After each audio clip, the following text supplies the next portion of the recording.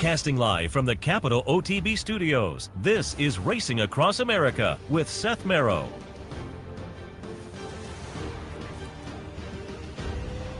Good morning and welcome to Racing Across America on this Saturday morning. I'm Seth Merrow.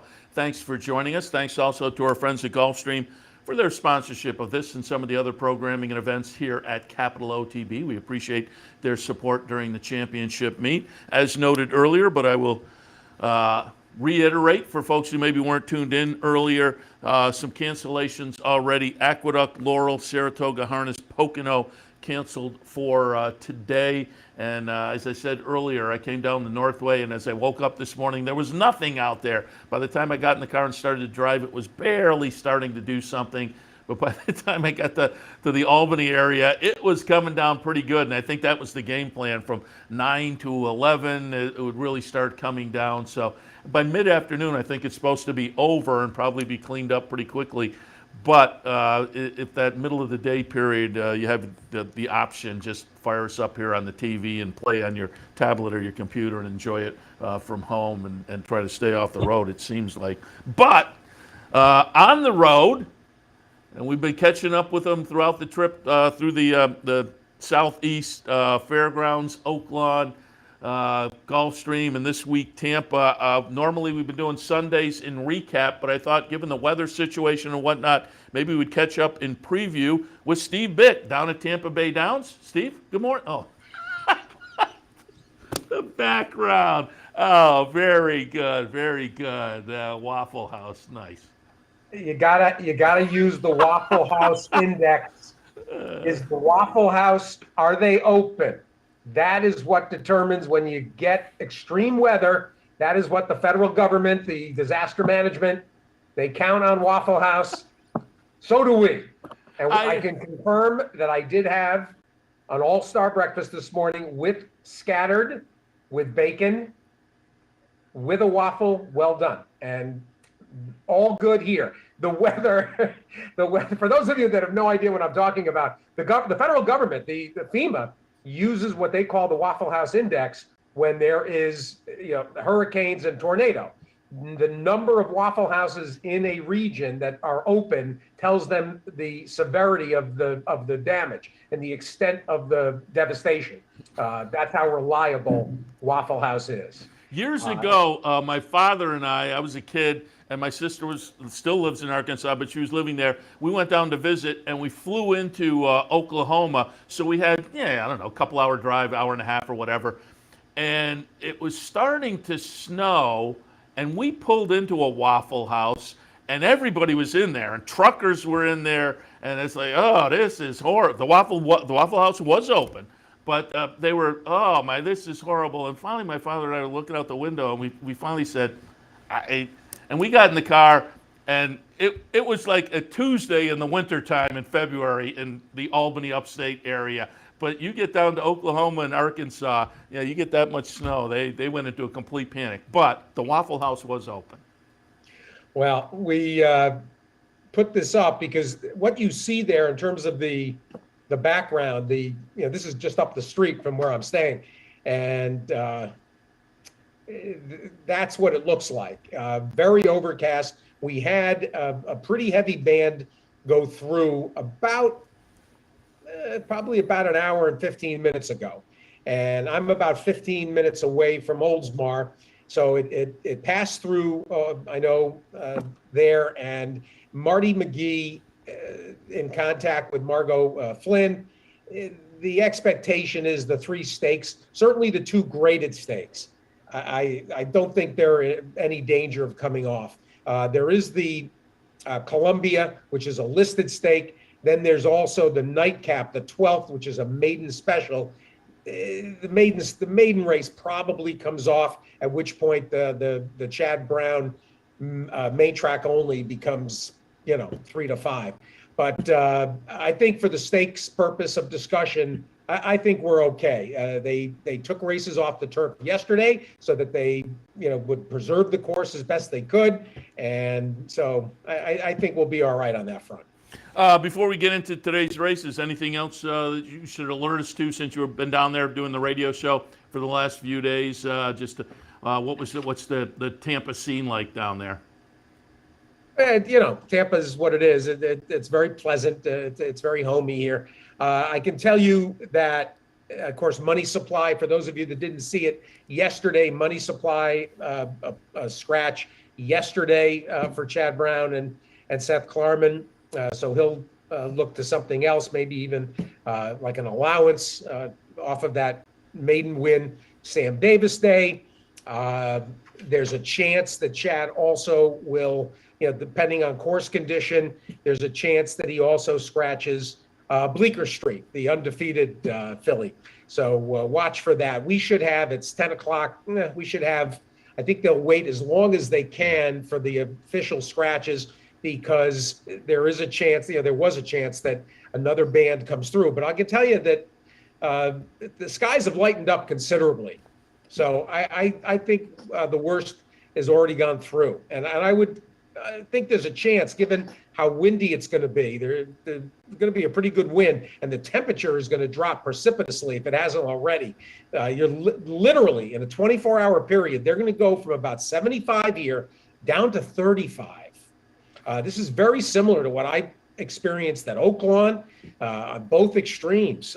They were back yesterday at Oaklawn. They went back from 80 to 30. Yeah. I mean, the volatility involved here it's frightening. But just remember, according to a certain percentage of people, there's no such thing as climate change. Oaklawn was wild yesterday. At one point, you couldn't see the backstretch.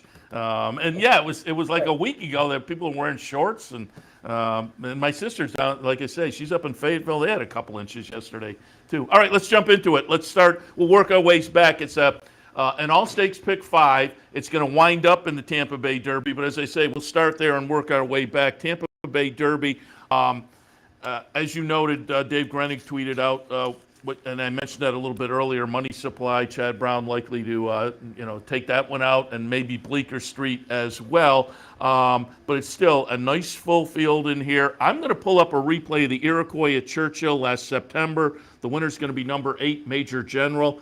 I'm going in that direction. It's Todd Pletcher. Maybe this horse will need one to get back in top form, but it's Todd Pletcher, Derby Trail, a horse that showed some real talent last year as a 2-year-old, and maybe comes back an improved 3-year-old this year. So I'm going to tilt a little towards Major General. Obviously, the horse to beat is Classic Causeway. I'll have that one in the mix. But I'm also going to play around a little bit with Happy Boy Rocket, who I think could also be a little bit interesting off the maiden breaker in a couple of starts so far. So there are my thoughts. What do you think in the Tampa Bay Derby?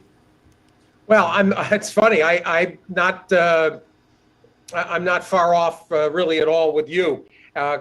Classic Causeway, way the horse to beat, undoubtedly, and he may even have a better pace scenario today than he had in the Sam Davis. Although I think some horses, you mentioned Happy Boy Rocket.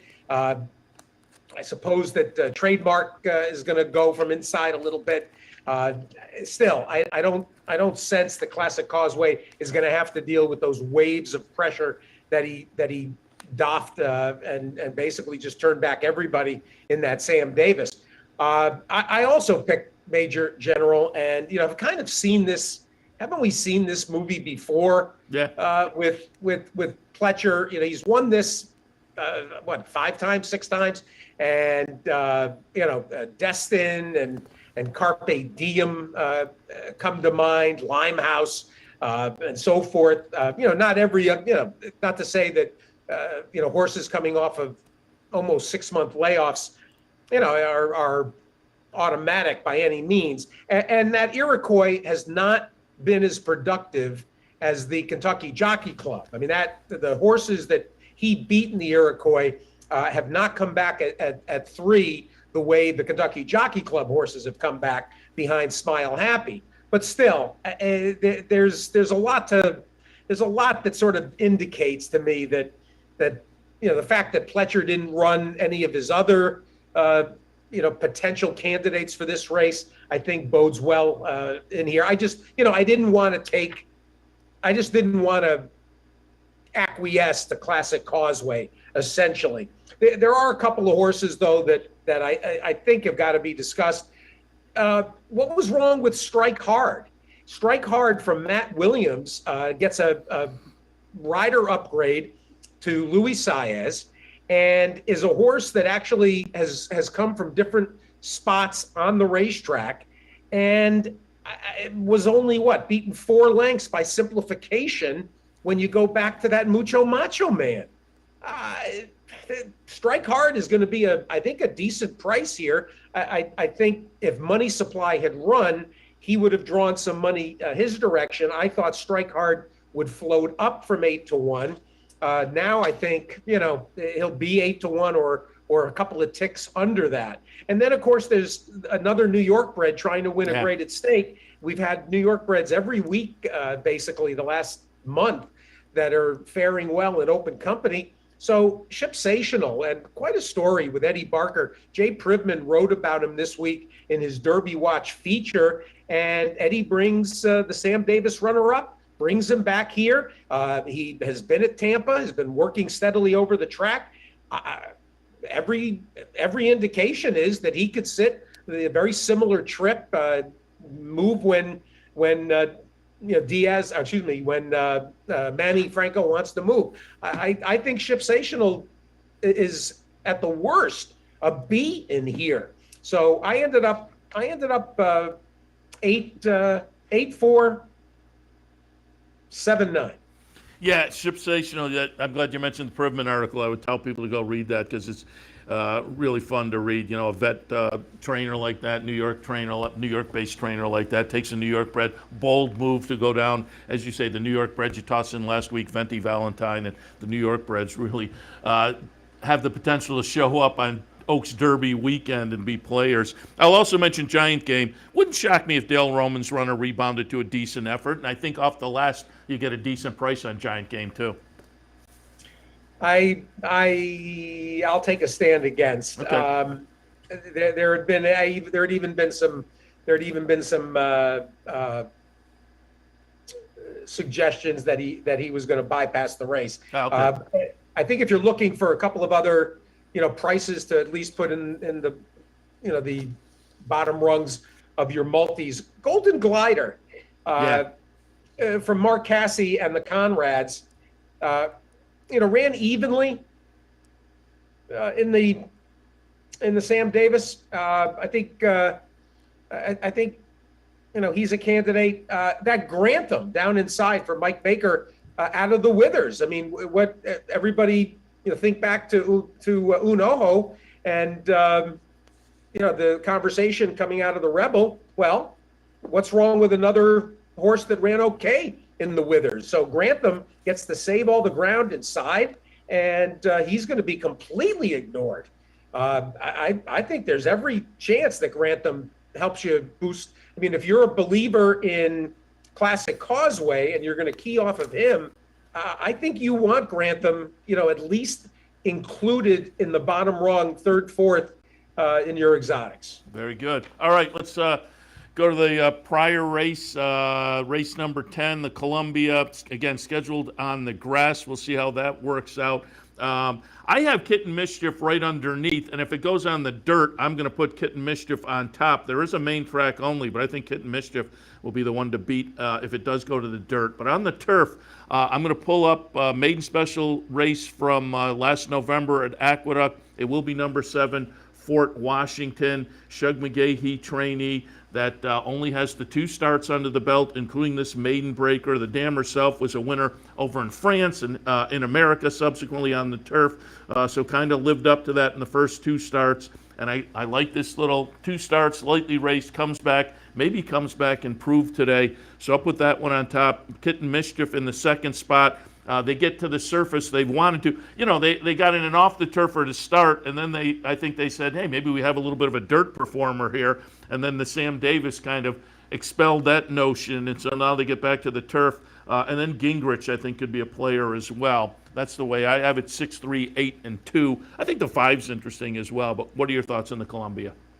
Well, Kitten Mischief, it obviously is the discussion point and is the most interesting horse, given that there was every intention by Jonathan Thomas to start his career as a turf horse. Race came off at Aqueduct in November, and it happened to break his maiden, and then they brought him back at the beginning of the year at Gulfstream.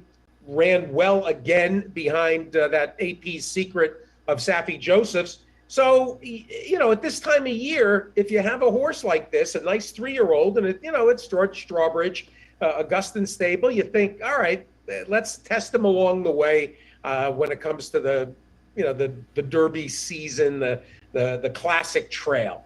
Okay, runs in the Sam Davis and basically kind of just trailed throughout. So now he is going to get on the grass, which has probably been his proper surface from day one. So Kitten Mischief to me, has got a big circle around him. I think he probably stands out here because the rest of them all, to me, Seth, felt kind of interchangeable. Yeah. I didn't think there was anybody that was all that gripping, looking at the rest of this field. So I may lean pretty heavily on Kitten Mischief, and from a morning line standpoint, is not the favorite. Yeah, I can't disagree with that. If he takes to the turf, and I think all indications are he will, given that that was their game plan from the beginning, and it's, as you say, George Strawbridge and Augustin, so I can't disagree with that at all. All right, let's move to the 9th, the Florida Oaks Grade 3 event, couple $100,000 up for grabs, and as the name indicates, these are the 3-year-old fillies. Should it go on the dirt for me, I'll go with the Mike Deeney runner, who ran well. Of course you will. Ran well in a dirt race last time. So I'll go with that one. Should it go on the dirt? I have that one right underneath on the turf, though, even. But on the this is a race where, I said it earlier, on a big day like this, some locals can usually sneak in. And this is my race where I'm kind of counting on that. I have it 5, 7, 8, and 9. And I'm going to go Tampa Bay's maiden special, January 22nd. Number 5, Sweet Duchess, will be the winner. I'm going to put this one on top on the turf. Should it go on the turf? Because Kathleen O'Connell brought this one over to the turf in the last 2 starts and has run very well. This was a nice maiden breaker in the first start on the turf. And again, you can see the nice late run here. Subsequently, an optional claiming company ran a close-up second. But now they elect to come off of those 2 turf starts into here. 10-1 on the morning line. I'll put that one on top. A little love and luck in the second spot. And Ambatus, if I'm coming close to pronouncing that for Grand Motion, down in the 3rd spot for me. But how do you see the Oaks? I'm still adjusting to you picking Mike Denny. It's just couldn't see that coming. Shocker! It's just I'm stunned. I don't know what to say.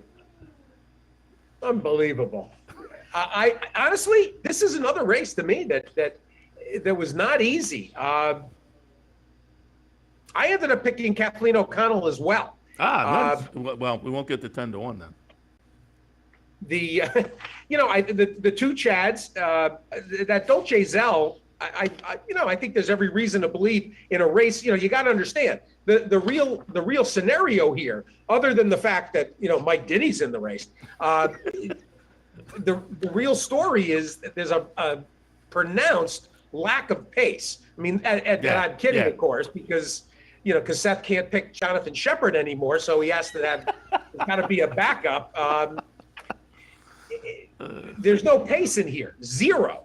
So you got to find somebody that you can conceive of inheriting the lead or a jock getting aggressive, with somebody. That Dolce Zell in the maiden breaker did move, to the lead.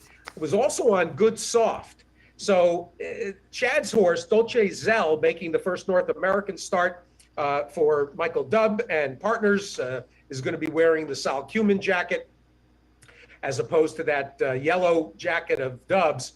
I think Dolce Zell is serious, but a little love and luck. Chad and the Kathleen O'Connell Sweet Duchess, who has pretty much drafted along near the front end, has obviously been a much better turf horse than a dirt horse. Kathleen is as good as there is for many, many, many years. So I thought Mrs. Barbara down inside could stand to have a quality trip and save some ground, making the first North American start for Cassie. Because I'm going to be fairly narrow in the Columbia, I think I'm going to use as many as 5 or 6 in here on my main multi-race tickets. So Florida Oaks came up good. It's an interesting race. Somebody's going to step forward. Absolutely. I'm looking forward to the Challenger Grade 3 event, $100,000 up for grabs if the morning line holds up. I'm not sure, but I think this is a competitive bunch. Talked about this on the handicapping show earlier. I will mention, even though I'm an orange guy, I'm not going to go with the Boeheim horse. I'll remind people that Boeheim owns a little hair of Hidden Stash. So if you're a Syracuse person, maybe you can tilt in that direction. I'm not. But I also mentioned earlier Wolfie's Dynaghost and Cheryl Spite. Both interesting in that they both seem maybe better on turf. And so they show up today. It's just an intriguing situation. But I'm going to pull up the Tampa Bay Downs allowance optional claimer from February 11th. We're going to look at number 7, Scalding. I'll hope the morning line holds up because this one in the past couple of starts has looked really good for Shug, including this win down at Tampa, 12-1 on the morning line. I'm going to tilt in that direction.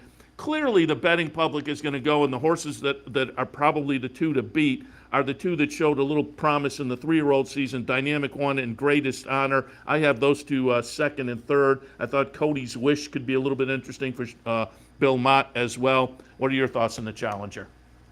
Well, I actually agree about Scalding, and I had Shug on Tuesday, and I asked them specifically, when we were going to find out how good a horse Scalding could be. And he said, we'll find out Saturday.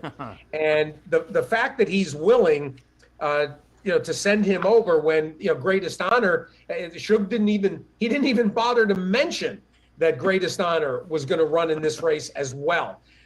So I'm interested in Scalding from a price standpoint as well. In fact, I only really want price horses in this group. You can have Greatest Honor and Dynamic One. I let them get into the flow. And I certainly have been heralding all the good 4-year-olds that keep coming back every week. And so it's certainly nice to have Dynamic One and Greatest Honor back on the scene, but let them catch up with the horses that actually have some fitness to their credit.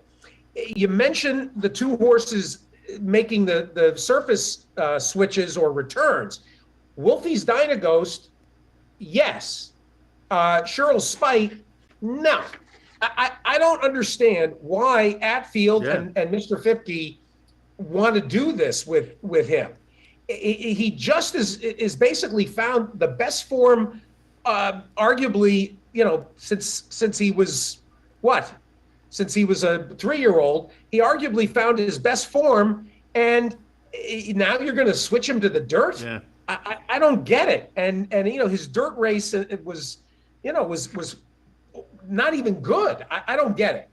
Wolfie's Dynaghost, however, you could make the argument that he's really been a dirt horse all along. I mean, yes, he ran a fabulous race on the synthetic that was on the Holy Bull card. But Wolfie's Dynaghost has proven dirt form as opposed to Cheryl Spite. So I want Scalding. I want Wolfie's Dynaghost. I agree about Cody's Wish, which, of course, is that wonderful story. Godolphin naming the horse for the Make-A-Wish for Cody. The horse ends up catching a wave at Churchill last fall. It's a great story, but he's a nice horse. I actually included Hidden Stash underneath as well, based on his form last year as a 3-year-old on this racetrack. Yeah.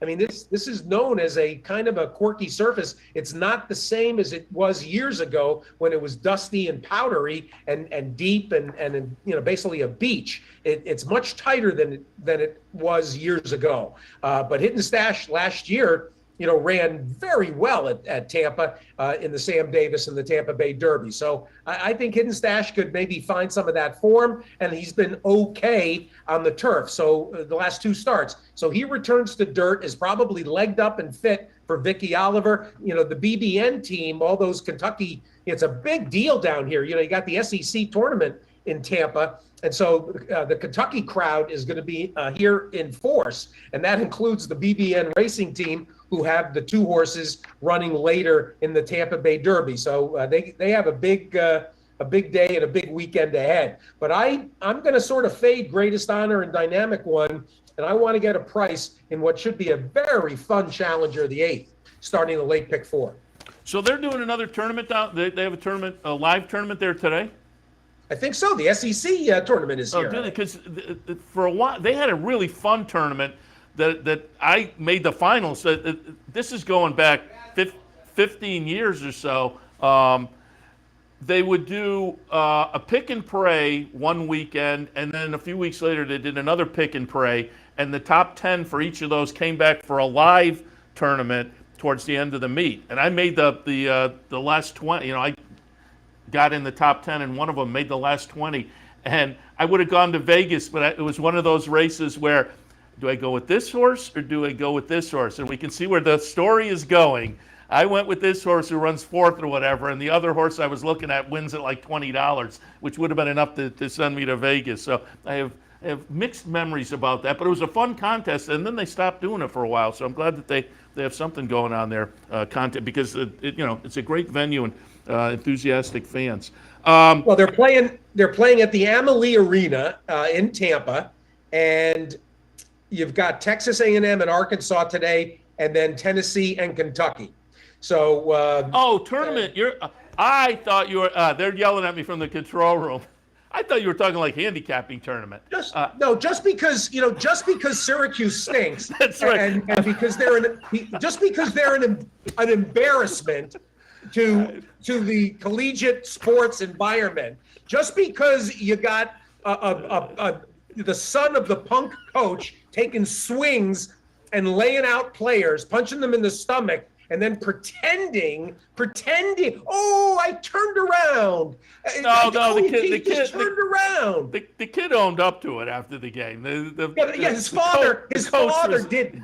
His father, who anytime you want to believe that there's this kinder, gentler, cuddlier Jim Boeheim, he reverts to his usual snarling, miserable self. He is just embarrassing. He's as awful now as when I was with the Oneida Daily Dispatch and I used to have to talk to him after games in the Carrier Dome. He's just awful. As opposed to Matt Lengel at Colgate, who is a gentleman and brilliant, and let's go Raiders into the NCAAs, upstate New York being represented by the Maroon. I have to admit, I'm a Syracuse fan, and as a coach, I like Jim Boeheim. But man, those press conferences are rough to watch, even as a non-press person. But anyway, let's jump back. Now that we've gotten that straight, I was on the wrong path there. Yeah, they were yelling at me from the control room, but I can't hear them. I have the thing in my ear. The 7th race today kicks off that late pick 5, that all stakes pick 5. It is the Hillsborough, scheduled on the grass. Should this one go on the dirt, I'm going to go with Nantucket Red, who had the nice dirt win 2 starts back. So should it go on the dirt, I have the 9 on top. But on the turf, I have a 5, 3, 7, and 6. And again, we'll see if Bleecker Street goes. But I pulled up the Endeavor from February 5th. Bleecker Street will go by Lady Spitespear, who I liked in both of the starts down in Florida off the big start to the career up at Woodbine for Roger Atfield, but got caught in both of those races, including the second place finish here. But might be interesting today, particularly if Bleecker Street doesn't run, maybe has a pace scenario where Lady Spitespear can kind of take them all the way around. I think Runaway Rumor is interesting, and Rocky Sky potentially a little bit interesting as well. But I had it 5, 3, 7, and 6. What do you see in the Hillsborough? Well, first of all, I'm just looking at what Marty McGee has been reporting, and even right now, everything remains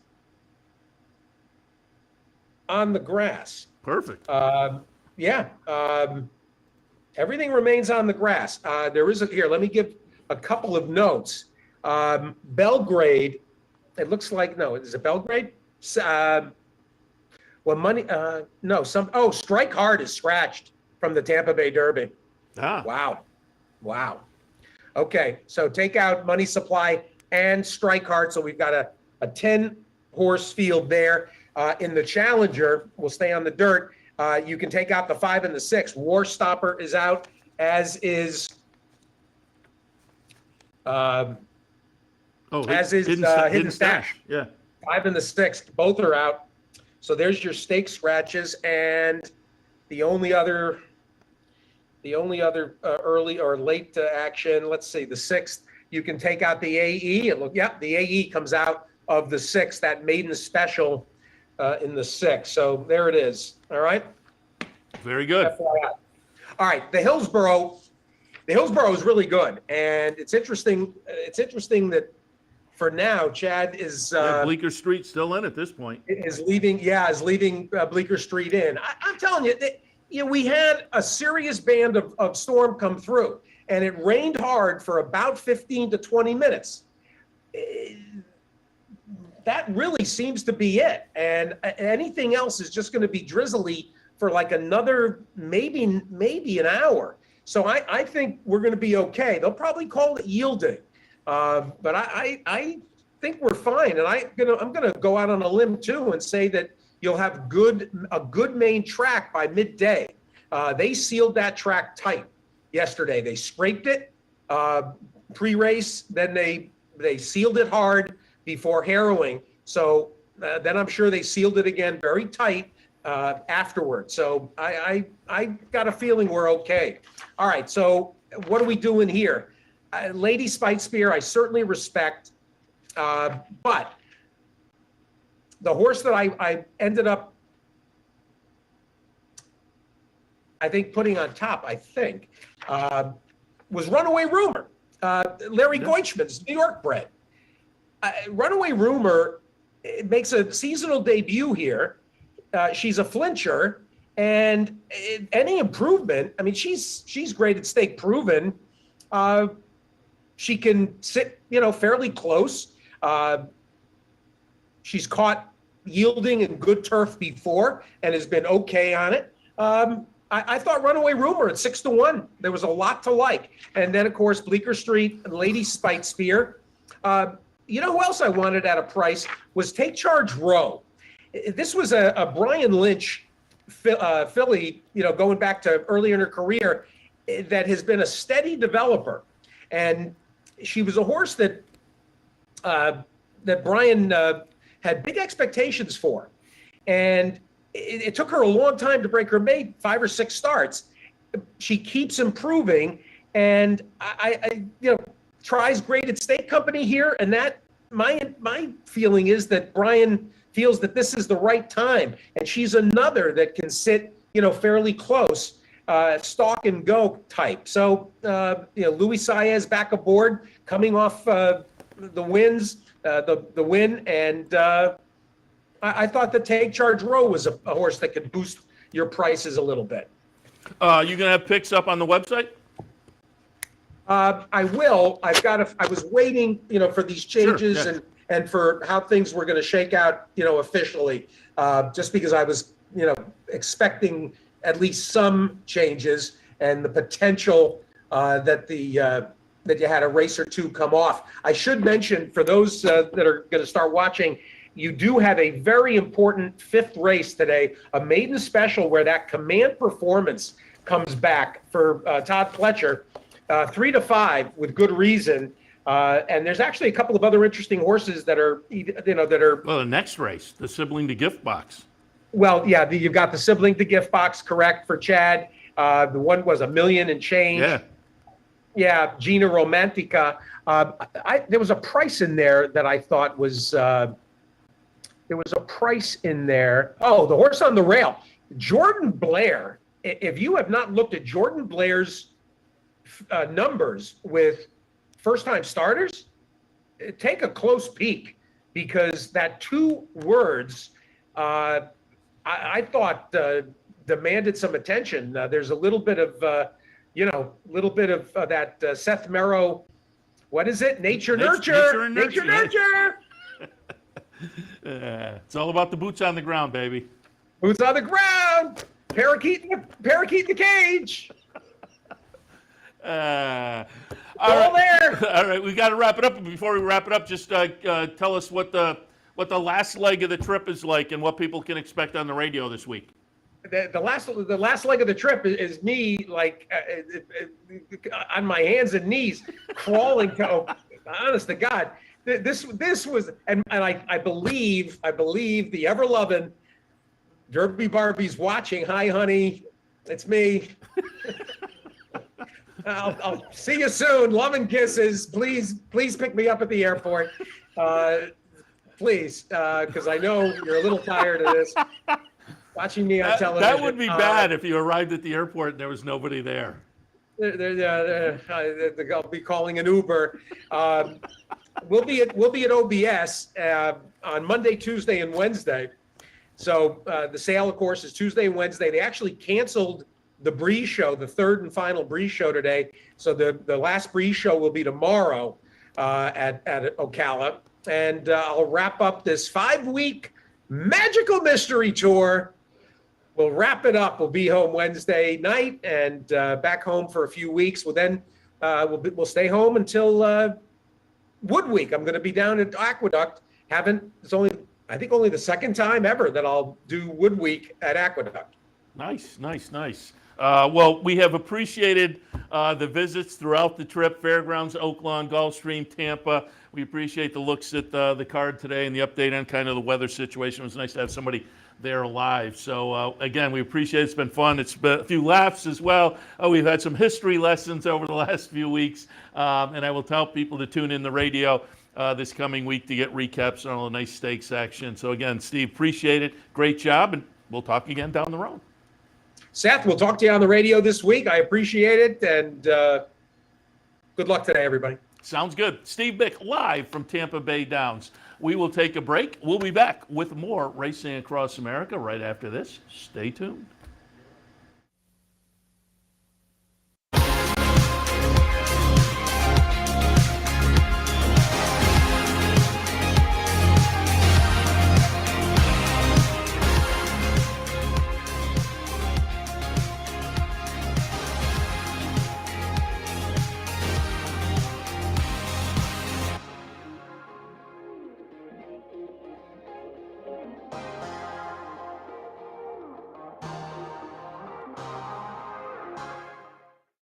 Where's the best place to find your favorite teams, your favorite food, daily drink specials, and wagering on live horse racing? Legends Field Sports Bar, 711 Central Avenue, Albany. Get your game on day or night with 75 flat-screen TVs, tournament-style pool tables, a private banquet room, and live horse racing. So if someone asks you, where's the best sports bar in the capital region? Tell them Legends Field Sports Bar, inside the Clubhouse Racebook, 711 Central Avenue, Albany.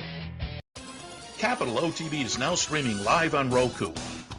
The RTN Racing channel on Roku lets you watch OTB TV live through your Roku device or your Amazon Fire Stick, rather than being limited to computers and mobile devices, which means you can now watch OTB live wherever you are. Simply open Roku, scroll to find the RTN channel, then click on OTB TV. OTB TV on Roku. Try it now.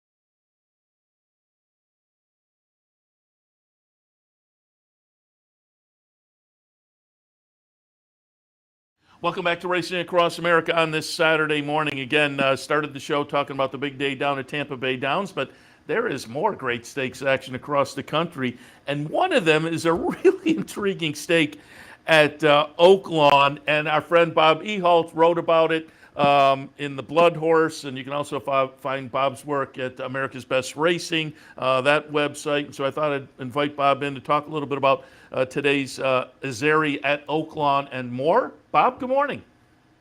Hey, good morning, Seth. How are you today? Very good. Happy to have you on board. And as I say, I saw you kind of previewed the Azeri, and I thought, love to get some opinions on that because it's a scheduled 9-horse field. But Cece, last year's Eclipse Award-winning filly and mare sprinter, shows up in the Azeri at 1 1/16 miles. I think it's just an intriguing, handicapping puzzle and an intriguing choice. Came back to debut this season on February 5th in the Santa Monica and ran second at 1-2.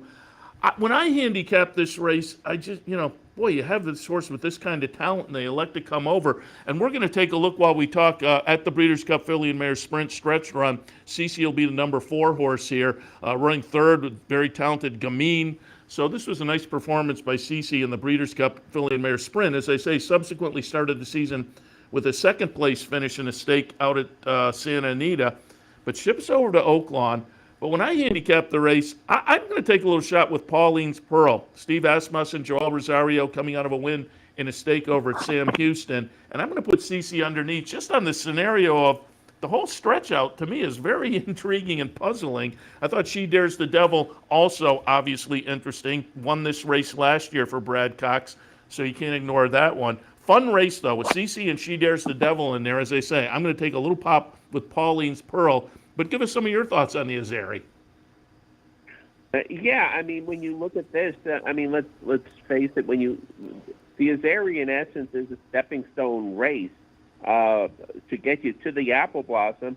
But when you offer $350,000, you're going to get the kind of field in this stepping stone race that's really a Grade 1 field. Pauline's Pearl is as I say, I think she's a good third option, I think, in the race.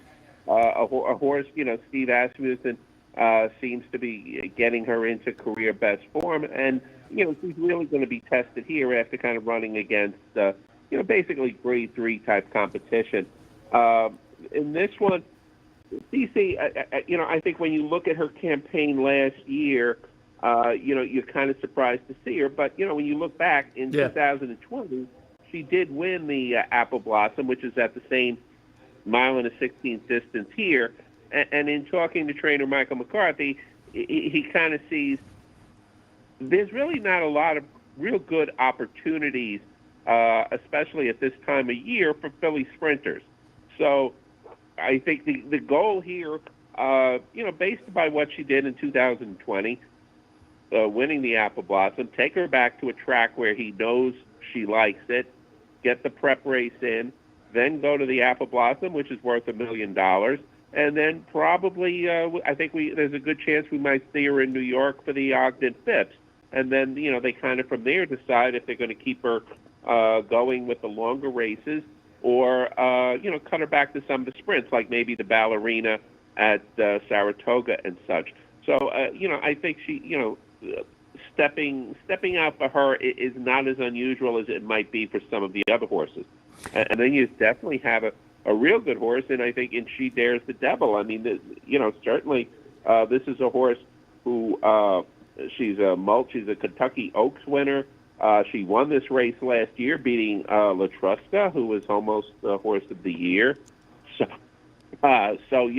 she's a quality horse. Her really only blemish on the record is the time you go back last year where she didn't really run a great race at all in the Breeders' Cup Distaff, but she's a speed horse and really got caught up in what was just a suicidal pace. So really, I think that'll be a very, very good race with those three. And you have another horse in there in Lady Mystify, who's beaten Pauline's Pearl. So it should be it's a very interesting race at a track where yesterday they were facing snowstorms.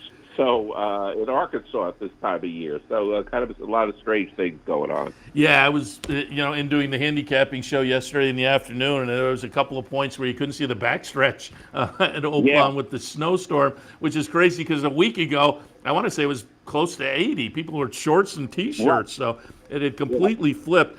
Great point, though, about Cece. It seems like as she's gotten older, shifted more towards sprinting, and you don't normally see them as they get older when they pick one way or the other, kind of shift back. But there are two-turn races further down the page. And it's a legitimate point from the trainer that this time of year especially, but really all year long, it's funny how American racing overall is so geared to sprints, but on the high end, there are so few of them, it seems like, particularly on the filly and mare side. So that's probably a great point. You have a talented filly and mare sprinter, but one that can go two turns. Yeah, there are certainly points in the year like now where it's going to be slim pickings looking for high-level sprints, and so this is kind of logical. Again, given what Cece has shown earlier in the career, going two turns, and as you say, over this track as well with a win in the Apple Blossom. Yeah. I mean, and the purse money too. I mean, I think the other option might have been the Madison at Keeneland if he, wanted to wait till next month.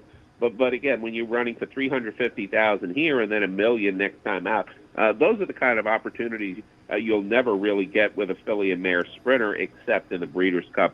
So, as I say, I think this was a good move by Michael McCarthy, and certainly, I think he's expecting when you get a race with this much money on the line, you're going to get a tough field, which is exactly what he's going to be facing. And then you made a great point, too, about the win last year in this race from She Dares the Devil. The great point that beat Latruska, which was hard to do last year. So it's a fun race. It is a very fun race this afternoon, the Azeri with CC, She Dares the Devil. And as I say, I'm taking a little bit of a shot. We'll see how that works out for me with Pauline's Pearl. But also, a lot of your coverage for the Bloodhorse and America's Best Racing. You're doing a lot of coverage of New York racing, and so you pay attention to those big days in New York and are often at the track down in New York, Aqueduct and/or Belmont. Saratoga, of course, we see up here in the summertime.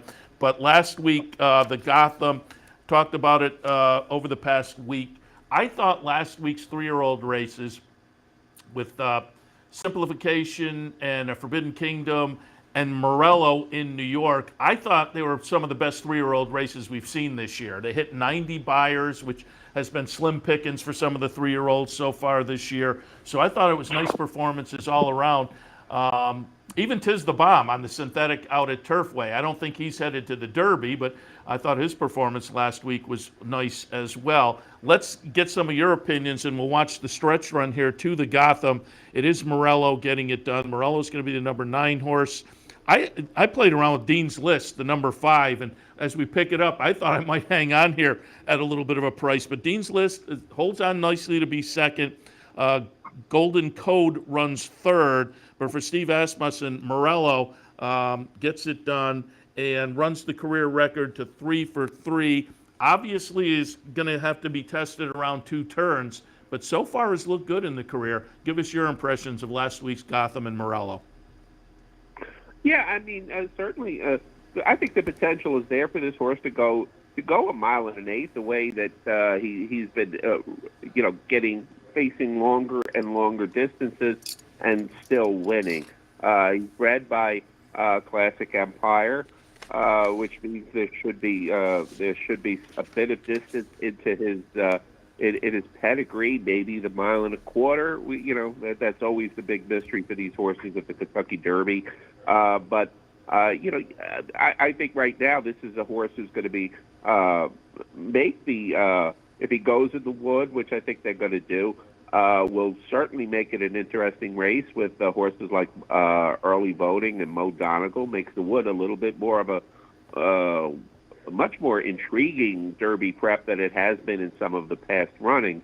But this is an interesting, as I say, it's an interesting course where I don't think this was one of those milers or mile Gotham winner who screams out he's just not going to go 2 turns. This horse might be able to, given what you could see a little bit in the pedigree, and it's an interesting story with kind of your small, as much as you have a Hall of Fame all-time win-leading trainer in Steve Esmus, and you have it contrasting that these are not exactly big owners. The ownership connection behind them. One of them is the Blue Lion people, which is a group of about 8 people, mostly from the Saratoga region, and you have another part of it in Diamond T Racing, where the person kind of heading it is a young 18-year-old high school senior woman who's doing it with some family members. So it's kind of a good story to root for, and we will find out, if this one has that potential and in the wood, and it'll be fun finding out. I didn't know the ownership group had some Saratoga connections. I did know there was a big, happy group in the winner's circle for the photo. Yeah, the Blue Lion people is basically a partnership. I believe it's 8 people who are in it, and the majority of them are people who live in the Saratoga region. So they're kind of like some hometown people. The young woman who with Diamond T, I believe her family is like from the Texas area. She's actually going to Texas. I think she said Texas A&M in the fall. So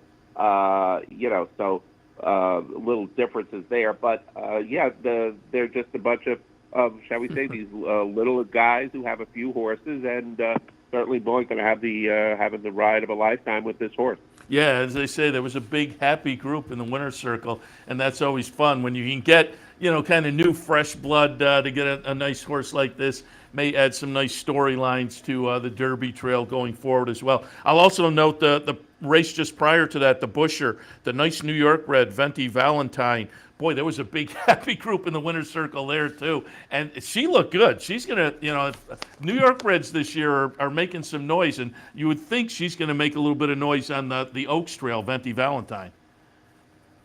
Yeah, she might. I mean, the way things are going right now, it maybe the Oaks, maybe the fillies might be a little bit ahead of the guys, given the way from what we see from D. Wade Lucas's filly, and we've yet to see how Echo Zulu, who looked so great at 2, comes back. But yeah, that was a very impressive race, and as I say, you even have a local connection there, because I think part of the ownership group is Parkland, which fellow Steve Weston is one of the guys in Saratoga living up Fifth Avenue behind the racetrack, behind the training track at Saratoga. So yeah, that's another nice story for people in the Capital Region to follow. Yeah, and as I say, it's fun to kind of root for the New York breds, and they're making some noise this year. On board Morello on the win in the Gotham was Jose Lezcano, a high point. The next day, maybe a little bit of a low point, as Twitter and social media was abuzz after the first race last Sunday. We're going to take a look at the stretch run, really coming around the turn. Jose Lezcano is going to be on number 4, Foxtail.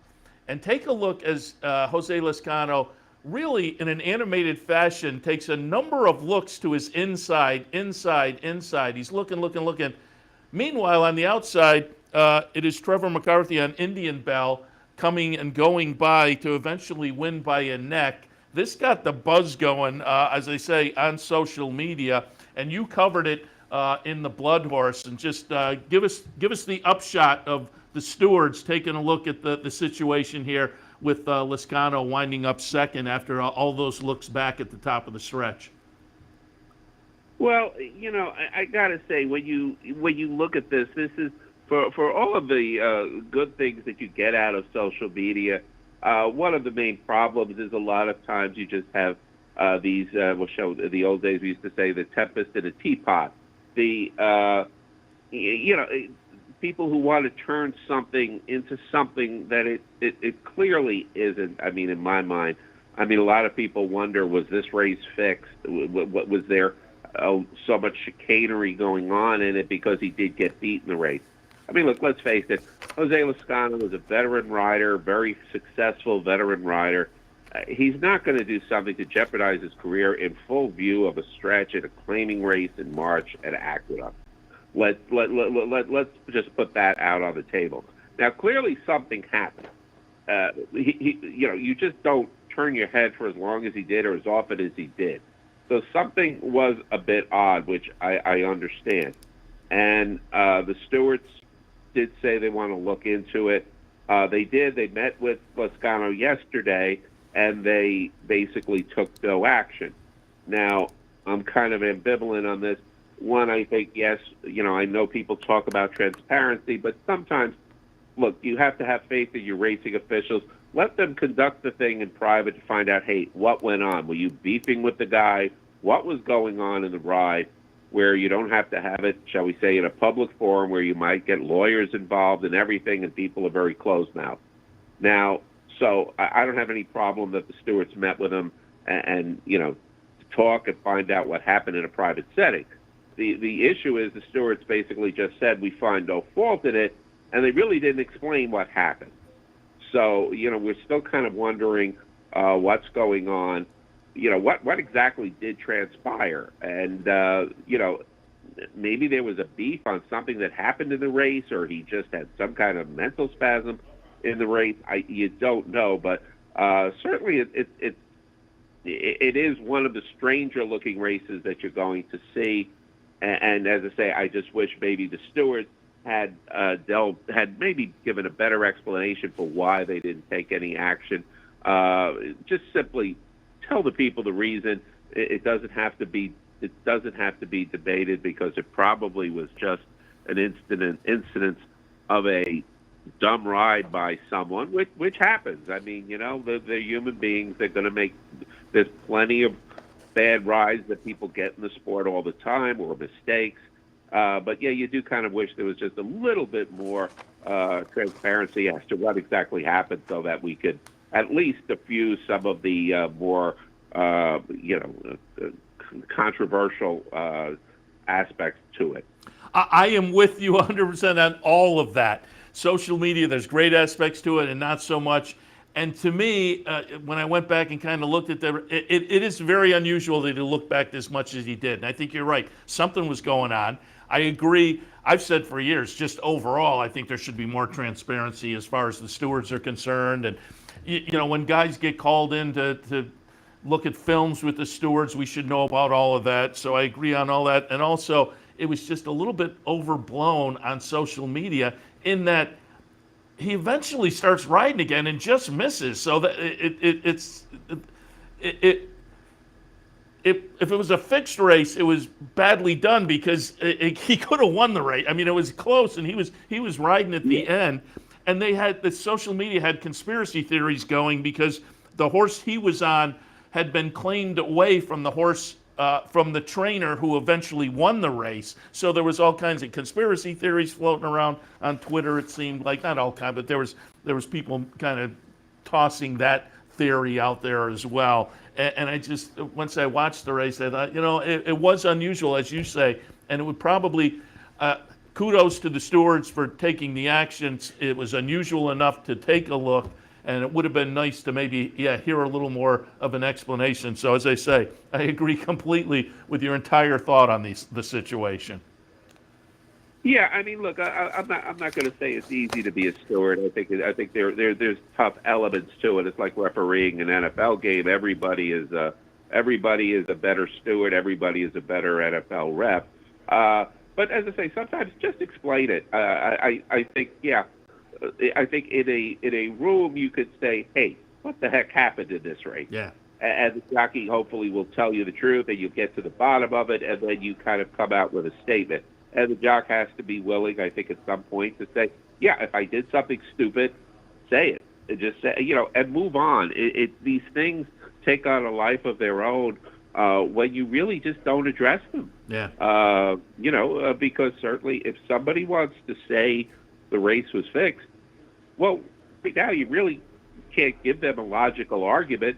You can piece things together like I can, because, again, I don't see any real, what do you have to gain in this, first race? This wasn't like some, gigantic pick six payoff that somebody was going to make a ton of money on. So, as I say, it's certainly Jose Loscano, as you say, here's a guy who just won the $300,000 race the day before why is he going to really do something like that to risk his career in a claiming race? But as I say, sometimes stewards, the decisions. Sometimes I think they do have to really give a little bit more explanations, especially when you see other things, sort of like even at the Gulfstream Park that same day, you had an incident where there wasn't any real disqualification, but then Paco Lopez, for that ride in which two horses wound up falling, gets suspended for a considerable amount of time. So, there are some things where you do question it, and there should be a little bit more accountability as to why you made the decision. Yeah, and again, it's applause to them for bringing Lezcano in, because it did look unusual. It got the fans kind of questioning, and that they called him in. And I think, as they say, I would love stewards with rides like that are maybe questionable to call the steward in to make that known, because I think that is a deterrent as well for riders to know, oh, they're watching, and it will be public that I was called in after the ride. I think that then, as I say, deters maybe some of the questionable kind of rides as well. And so I applaud them for bringing the rider in. And again, the decision, I have no real argument with it, because it was unusual, but it wasn't as egregious to me as it was made out to be on social media. So yeah, we don't want social media driving our lives, that's for sure. So I have no problems with the way it was handled, other than, as you say, maybe a little more transparency would help. But again, I'm all for that across the board with the stewards' rulings and whatnot. Bob, as always, appreciate the thoughts, the insights, the conversation. Again, people can find your work at the Bloodhorse and over at America's Best Racing as well. Appreciated the visit this morning, and we'll talk again in the future. Very good, Seth. Look forward to chatting with you again. Appreciate it. Bob Ehalt. And again, you can find his thoughts on today's Azeri Bloodhorse, and you can find his work over at America's Best Racing as well. We're going to wrap it up for this Saturday morning. Be back in, I'm trying to think there's no Aqueduct today, so there's no NYRA pregame show. So we'll probably be back in about an hour or so. We'll maybe watch the Gulfstream pregame show, but things are going to kick off a little earlier at both Gulfstream and Tampa today. So we'll be back sooner rather than later on this snowy Saturday in upstate New York. So a great day to kind of hunker down in the family room with the computer open to CapitalOTBBet.com and have us on the TV and play along this afternoon. Should be a lot of fun. Nice card, obviously, at Tampa, but great racing at various venues across the country. Hopefully we gave you some ideas about that for the afternoon. Thanks again to Bob Ehalt. Thanks earlier to Steve Byk. I'm going to wrap things up. Do want to, before we go, thank our friends at Gulfstream for their sponsorship. Gulfstream Park during their championship meet. We appreciate their support. Don't forget, today at the Clubhouse Racebook, the Play the Board contest. Always a lot of fun. You get a chance to kind of make some various mythical wagers, and I think it's 5 races during the day. Should be fun. And then tomorrow, it's the Match Bet promotion here at the Clubhouse Racebook.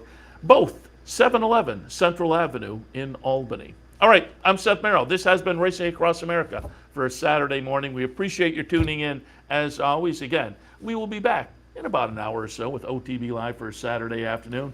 Stay tuned. See you then. You're watching OTB TV, a service of Capital Off Track Betting.